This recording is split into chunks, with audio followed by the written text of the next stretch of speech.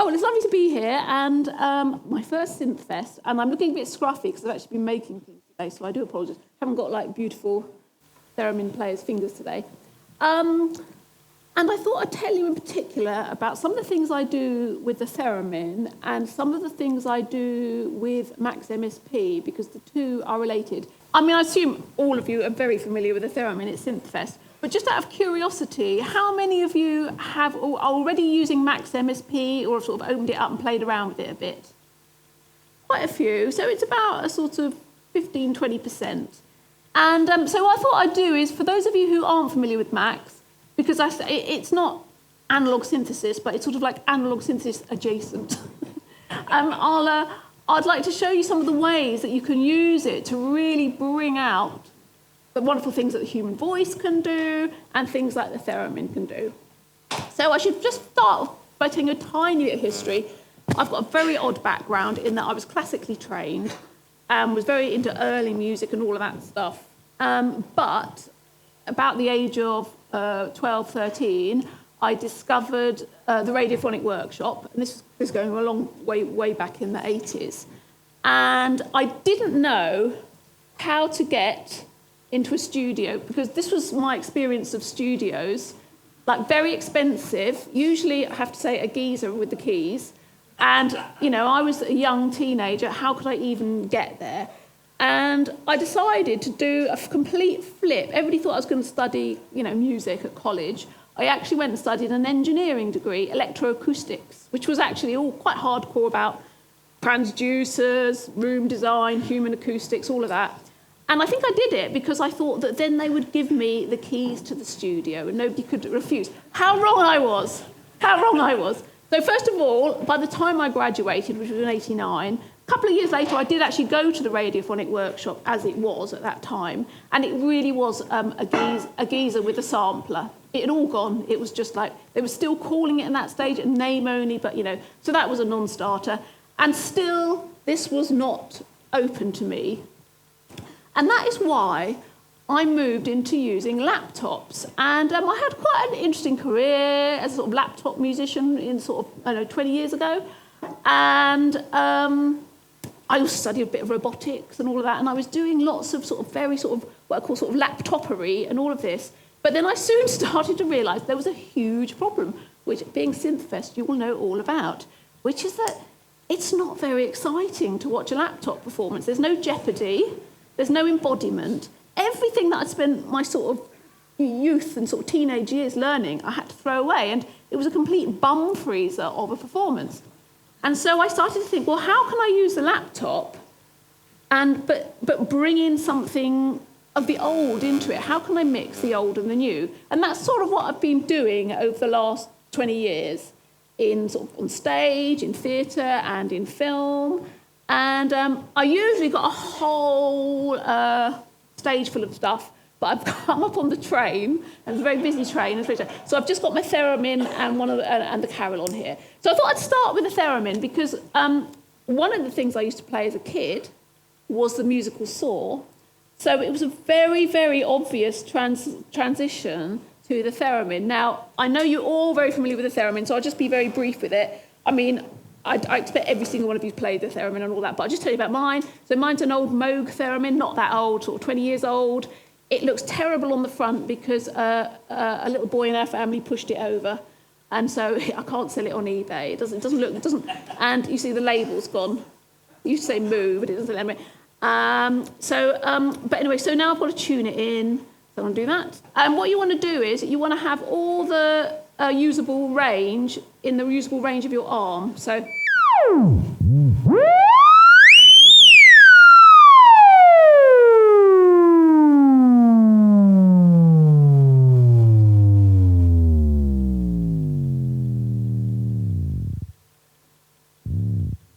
That's perfect. And then you've got a nice theremin.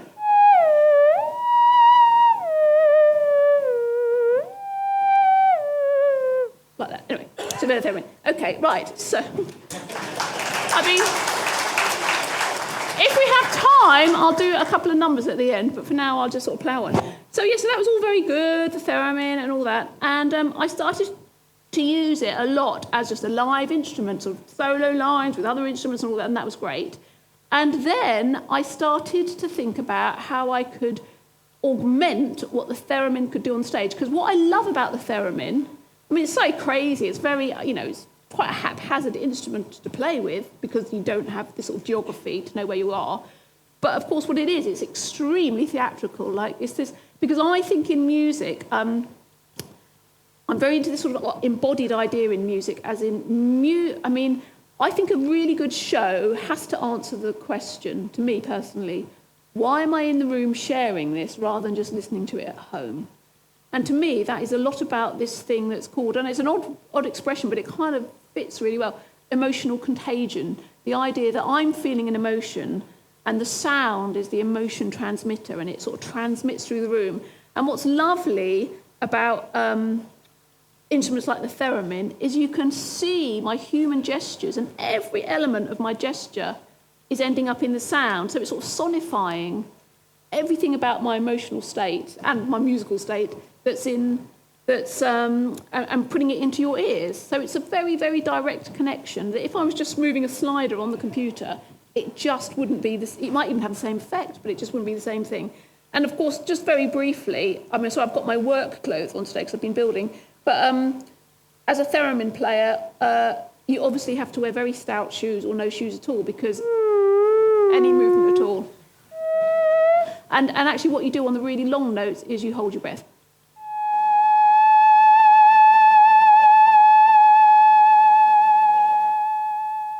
Anyway, so that's the theremin straight. But then I started to use, I tried to find ways that I could use a theremin and augment it. And there were the obvious things. You could put it through a fuzz box, not that sound, but, put a sawtooth through a fuzz box and all of that. But I thought, it's not really doing it for me. I want to go somewhere else with it. And that's why I opened up Max MSP. Now, I'm going to show you a couple of things I do on the theremin in Max. So what Max is allowing me to do is this. So what Max is doing, kind of, is each of these is a unit, isn't it, with inputs and outputs and patch cords between them. And this costs a bomb. And what Max allows me to do is to have lots and lots of units with inputs and outputs and patch them together however I like, in the most spaghetti-like or rational fashion I like, and to make my own music. And you can do different things with it. You can do like number crunching, the kind of thing that you might want to do for MIDI. But more excitingly, you can create waveforms and patch those together. You can have a sawtooth generator and another sawtooth generator and multiply them together and dilly-dee and put little sliders in to control them, or control them with a theremin. And you can also control recorded sound and live sound directly. So what I'll do is, as it's SynthFest, I'll do some this is really just to show you what it is, because the reason I'm doing this is that whenever I'm in tech for theatre, a lot of my music uses Max, and it's the one thing that whenever I open it, or the other sound designer, if there's another sound designer that goes like that, and sort of, and always says, oh, I've looked at that and I've never. So I thought I'll keep it really short. This is, by the way, is my Max patch. This is just a show patch. It's incredibly scruffy. But I just thought it might be useful to see it. And as you can see, I don't know if you can see the brown thing there. That's actually a spectrogram. And right now, I've got my theremin going into it, which is very handy. And not only that, in Max, there's lots and lots of very helpful objects. And one object I've got here, you can barely see it. Can you see pitch down there? I've got doing what you call a fast Fourier transform. So I'm constantly getting the pitch off my theremin, which means I can use it, and I don't have to go through any horrible MIDI that gets rid of all the quirks, all the bends in the theremin. It's like pretty fast, pretty good pitch detection. Anyway, so that's obviously a bit like, but let's just do a very sort of straightforward patch. So when you open, I'm going to keep that one open because we're going to use it later. When you open Max, instead of an empty studio, you get a white page. And just as, all the stuff all the gear in the studio has inputs and outputs, same with Max, inputs in the top, outputs in the bottom. So here we go. As we're at SynthFest, let's make a sine wave or a sawtooth. Let's just go for a sine wave to start with. Oh my goodness, this is so tiny. Can I make it bigger? Oh yeah, sorry, I don't know what I'm doing because I don't normally work with the HDMI screen, so it might go horribly wrong. So this is basically saying, let's give us a sine wave, I don't know, 220, sort of low A, and that's it. So there we are, we've got a box, it's like we've got a box off the shelf that's a sawtooth generator. And let's get another object. And by the way, if you're thinking, how am I going to know the name of all these objects? There's a really good little trick, which is that, I've been saying this for people that have had Macs and have thought, how on earth am I going to ever get to understand this? You just use the help file. So if we go to cycle, for example, which is our height sign, and then we go to the help file, it gives you, in fact, let's just crib that. You can just crib it. It's fantastic. But you can just crib it, and then you find out what the useful things are. But anyway, for our thing, what we've done is, can you see, the output is just going to a little BU meter, and then that obviously needs to go to some sound. In fact, can you also see it's got a volume? I'm going to knock that down because that's going to kill us, isn't it? There we are. So down there. And then let's have an output of that. Let's just put it DAC, digital to analog and video, just out to my card. Oh, sorry. So I would normally have sliders, but I'm travelling very light tonight, for control. Okay, right, so there we are. So it's really, really simple. And let's stick another one in there. Put a harmonic in there. 440. So actually, let's do a sort of a perfect fit type one. And so it's really, really that simple. And obviously this isn't very scintillating, but you could, for example, I'm just going to show you, let's make that a triangle.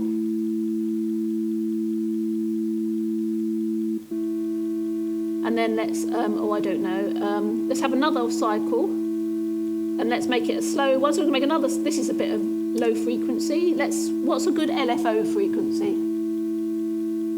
10, okay. So what we're doing now is, can you see, what we've done is we've made a triangle wave and a sine wave, they call it cycle. And we've just properly, it's just like basically we just plug them both into the same unit and out they come. So it's really, really simple. And then now let's play around, because I said inputs at the front, output at the bottom. So the outputs are obviously the sound it makes. The inputs for these ones, you can put your mouse over them, you can just about see that on the screen, there's frequency. So let's give them the frequency. So can that be a signal? Yeah, so let's give it a frequency. So we've already given it a frequency, but let's now make the frequency of this one something that we can play around with. So that's just a way to give it a signal to say, make it 220. We could, we could have make it 120. Let's go for 220 because it sounds nice. Okay, and then let's play around with that. So that's the basic. But now this is a sine wave going up and down, 1 0, 1 0. Sorry, -1 1, -1 1. Let's, I don't know, I'm just guessing. Let's make that 10 times bigger. Just amplify that. So it's just amplify it. So what should we make it? I'm guessing here. So now what we've got is we've got our basic thing, which we've said make it that frequency. Can you see that? And we've added something else to it. And now I've made, nothing's connected yet, I've made a little sine wave over here, little LFO going at 10 hertz like that. And I'm going to make it, it's only a little thing going between 1 and 0, it's not very big. So I'm going to make it much, much bigger. So now it's going between 5 and 0. In fact, let's make it, yeah. And so now, instead of going 200 hertz, 200, 220 all the time, it's going to go up to 205, down to 100 and whatever it is, 215. So up to 225, down to 215. Are you ready? So we give it that, because that's what... Didn't sound very scintillating, did it? Wasn't it? Oh, I think, no, that's what you have to do to add it, don't you? Oh. I think you have to add it to the 2, because they add them up, because it's just like... Oh, it is there, isn't it? Yeah, that's a bit crazy, isn't it? So can you hear that? So let's make it times 10, and let's make that much slower so we can hear it.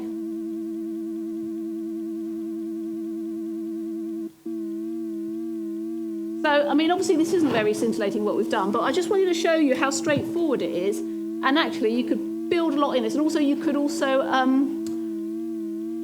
have as many of these as you want, and you could you can do things like make signals that CV out, things like that, whatever you want, really. So anyway, I'm just showing you that, just so if you're Max curious, that's what it does. But obviously you can see the problem with that. It's great in the studio, but that wasn't a very exciting performance, was it? So that was why, let's get rid of that, which is why I started to look at other things. So what, I'll just show you some things I did. So with my theremin, I thought, wouldn't it be exciting if, as well as playing it live, I could use the live signal to do other things like video and things. So anyway, this is what I did. So what I'm doing here on the theremin, if it's still working, yes, I'm getting a constant frequency feed, and then what I'm doing is I'm using that. See that number? That's just a bit of number crunching I did from the frequency to make a rate. And what I do with that rate is, and this is just a for instance, I use that rate to change another sample. So I'll play it silently, but I'll thereminize something else.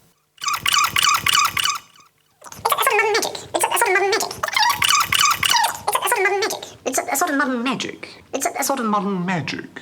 It's a sort of modern magic. It's a sort of modern... Just down the octave. It's a sort of modern magic. A sort of modern magic. It's a sort of modern magic. There is neither good nor evil. It is merely a science. The science of causing change to occur by means of one's will. In magic, there is neither good nor evil. It is merely a science. The science of causing change to occur by means of one's will.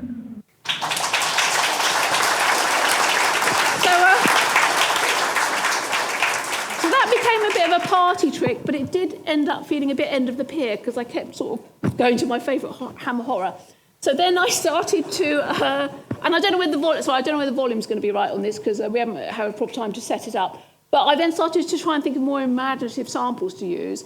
And I'd like to play, I won't play all of it because it's quite a long piece, but I'll play a bit of one I did, and I called this piece A Wren in the Cathedral. Real theremin.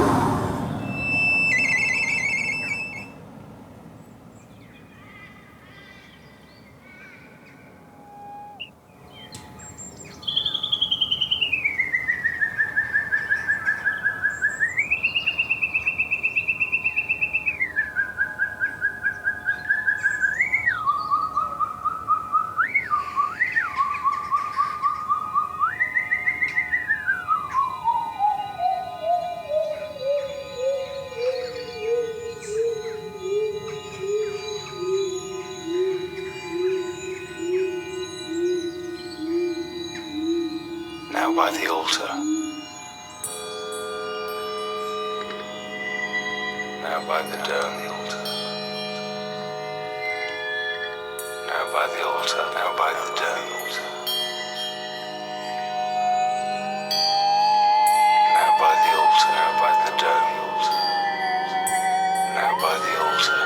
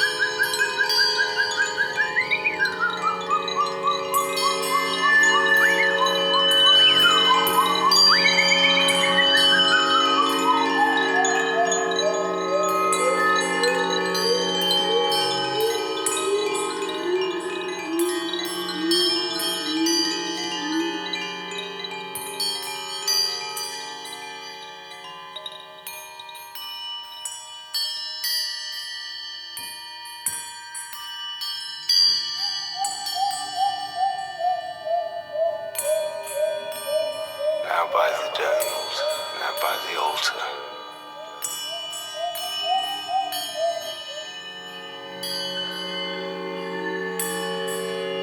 So there you are. So you can...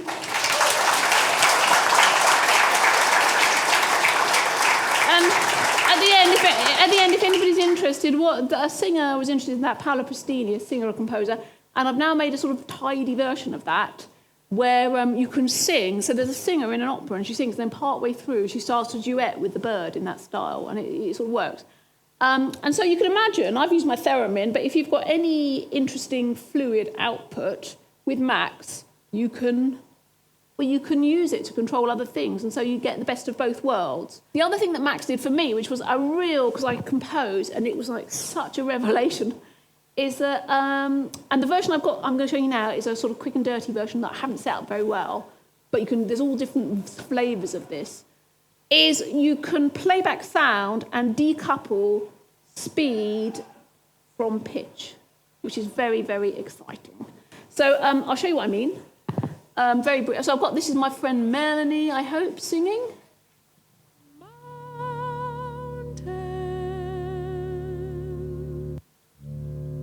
Can you see that, by the way? Should I try and make it bigger? So this is her singing, quite a slow song. It will sound a bit rough. This is a bit of a rough way of doing it, but...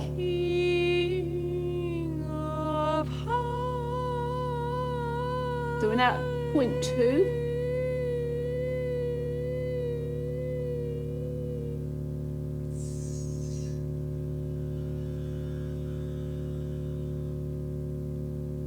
It's big.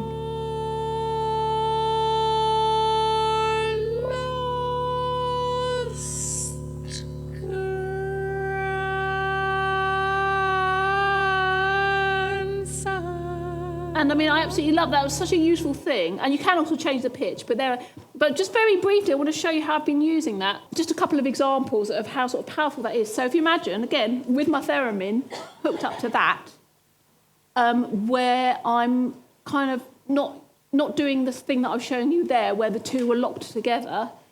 Just a couple of examples.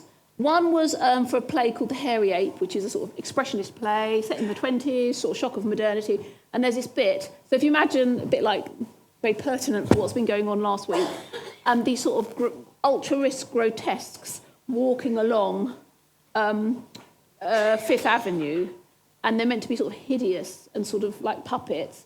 And so what I did was I got sort of records, sort of jazz records, and I just put them, thereminized them, sort of like what I think I had one aerial was pitch and the other was speed. I can't remember. So this is just the bells as they're coming out. And they sort of...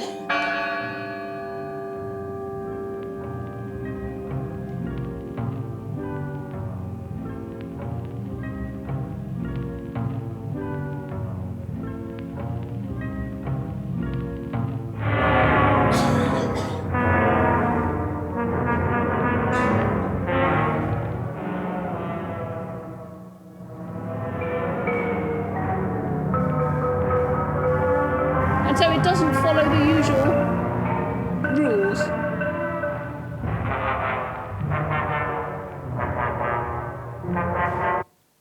And then also with the stretches, I had two brilliant singers, Sarah Gabriel and Melanie Pappenheim. And if we had more time, I would have played you a piece with me sort of building this up, but I'll just show you it now. This is like a ready-made. So there was a horror film, Romola Garai's horror Amulet, for which I did the soundtrack, and I used that stretching thing. So here, I did something quite subtle, which I can show you in a minute, because you can tidy up Max and make it into a plugin, if you like, for Ableton, so you can work with it very easily with singers. And what I did was I got Sarah to sing a thing, in a particular language to do with the film, and it just keeps repeating and repeating and repeating. But what you don't realise at first is that every repeat is a little bit stretched and then a little bit more stretched. And so you start to get all these sort of strange, sort of what I call Renaissance collisions. This is all Max.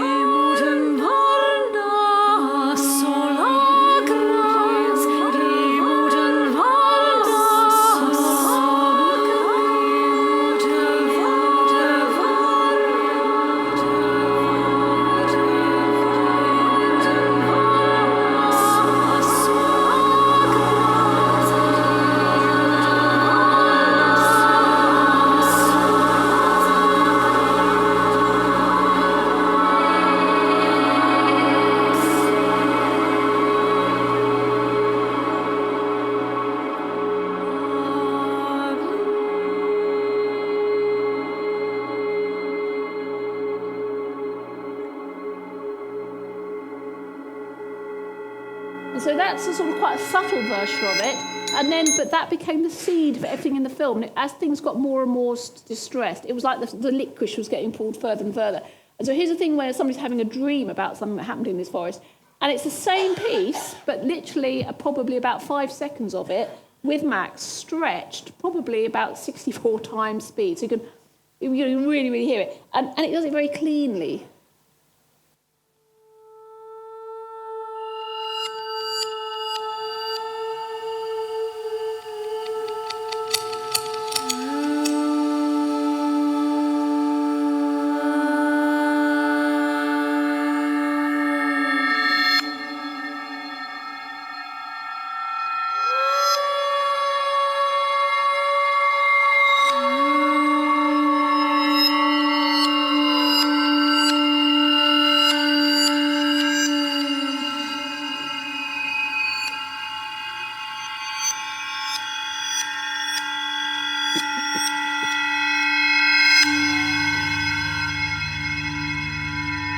I will briefly go on to this, but this will be very brief because it has had a bit of a sad story, is that, so this is my Carillon. So the other thing I do is I make machines that can play and that are controlled by Max. And this is one. So the whole story about this has had a bit of an interesting, shall we say, history. Let me just see if I've got the video.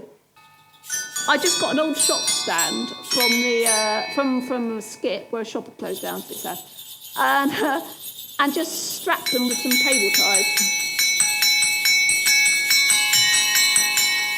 And it was all it was Christmas, you know.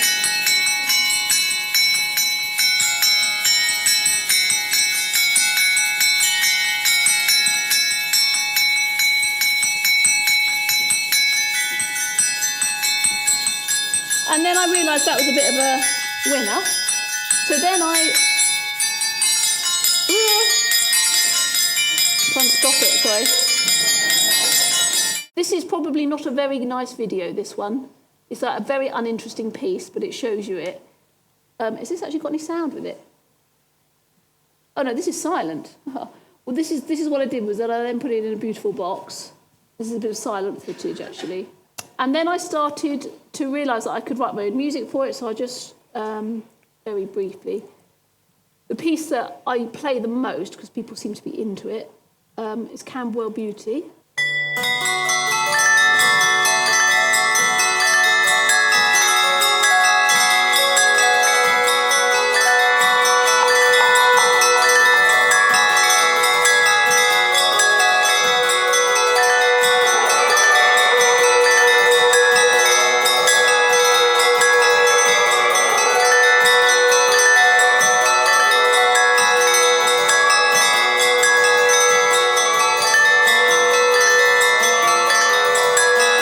I've got notes coming in here, and that could be from the keyboard, it could be from these little MIDI files. And then I just send them, each note, I just sort of say, if it's this note, do this, if it's this note, do that. And each note, it just fires a little servo and has a little serial out, which it sends out through the serial into a board out the back. And it's probably not even going to work, because I think it's, yeah, anyway, I'll tell you about that. Anyway, so that's how it works. And then what I discovered was, it's okay, it's quite nice, jangly sound, it's sort of pleasant. But when, I closed my patch. But when it gets particularly interesting is when in the patch, what I do is, every time it sends a note, it does a thing called a double, which is a sort of Baroque thing. So sometimes it plays the stuff straight, ding, ding, diddling, ding, ding, ding, diddling, ding. And then when I want to sort of up the ante, in sort of second half of the number, I do a double, and it's a lovely idea, which I think probably is the thing that you do on sequencers, is that I tell it that when you hear a note, half a beat later, and I decide how long the beat is, whether it's a crotchet or a quave or whatever, send it out again, pitched up or pitched down. So if it went ding, ding, ding, ding, ding, ding, ding, ding, like that. And so it's sort of very sort of akin to what you might do on a sequencer, but on a bells and...